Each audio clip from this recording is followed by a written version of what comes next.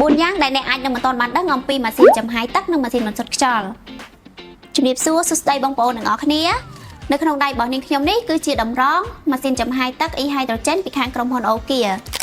ដោយសារតែមានសំណួរជាច្រើនពីបងប្អូនអត់ទាន់បានយល់ច្បាស់អំពីតម្រងមួយនេះអញ្ចឹងថ្ងៃនេះខ្ញុំមកបញ្យល់ប្រាប់បងប្អូនថាតម្រងមួយនេះវាពិតជាមានសារៈសំខាន់មែនតើទី1តម្រងមួយនេះជួយត្រង់ធូលីកខ្វក់កំទេចតូចៗនិងសារធាតុខ្លដែលមាននៅក្នុងទឹកដោយដែលបងប្អូនបានដឹងស្រាប់ហើយទៅលើសារធាតុទាំងអស់ហ្នឹងគឺជាសារធាតុដែលមិនល្អសម្រាប់សុខភាពរាងកាយរបស់យើងទេប៉ុន្តែសម្រាប់តម្រងមួយនេះវាជួយត្រង់នៅសារធាតុអាក្រក់ទាំងអស់ហ្នឹងហើយបញ្ចេញមកវិញនូវខ្យល់ស្អាតបរិសុទ្ធនិងសុវត្ថិភាពដល់ស្បែកនិងការដកដង្ហើមទី2នៅពេលដែលបងប្អូនផ្លាស់ប្ដូរតម្រងនេះតាមពេលវេលាកំណត់វានឹងជួយការពារការកកស្ទះនៃកំទេចតូចៗនិងកំណកអំបិលដោយសារតែម៉ាស៊ីនរបស់ខាងយើងប្រើប្រភេទអំបិលធម្មជាតិដើម្បីសម្លាប់បាក់តេរីដែលមាននៅក្នុងខ្យល់ហើយនៅពេលដែលបងប្អូនប្រើយូរទៅវានឹងមានការកកបន្តិចម្ដង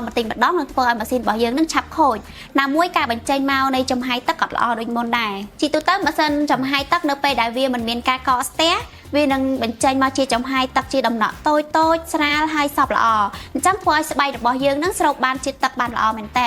ប៉ុន្តែនៅពេលដែលវាមានការកកស្ទះវិញវានឹងបញ្ចេញនៅជាចំហាយទឹកជាដំណក់ធំហើយបង្កជាការរំខានវិញទី3ខ្ញុំសង្កត់ធ្ងន់ទៅលើមុខងារអំបិលបន្តិចដោយសារតែមុខងារអំបិលនេះគឺវាមានសារៈសំខាន់មែនតើក្នុងការកម្ចាត់បាក់តេរីនៅក្នុងបន្ទប់ប៉ុន្តែវាពឹងផ្អែកទៅលើការបំបែកម៉ូលេគុលទឹកដើម្បីបញ្ចេញនៅចំហាយអ៊ីដ្រូសែននិងមុខងារសម្រាប់មេរោគអញ្ចឹងណែនាំឲ្យតម្រងស្អាតកាលណាតម្រងស្អាតវាជួយឲ្យសារធាតុអំបិលនិងម៉ូលេគុលទឹកបំបែកចេញមកមានតុល្យភាពហើយនាំឲ្យមុខងារសម្រាប់មេរោគនឹងដំណើរការកាន់តែល្អហើយធានាគ្រប់ចំហាយទឹកដែលចេញមកនឹងមានភាពបរិសុទ្ធល្អហើយគ្មានបាក់តេរី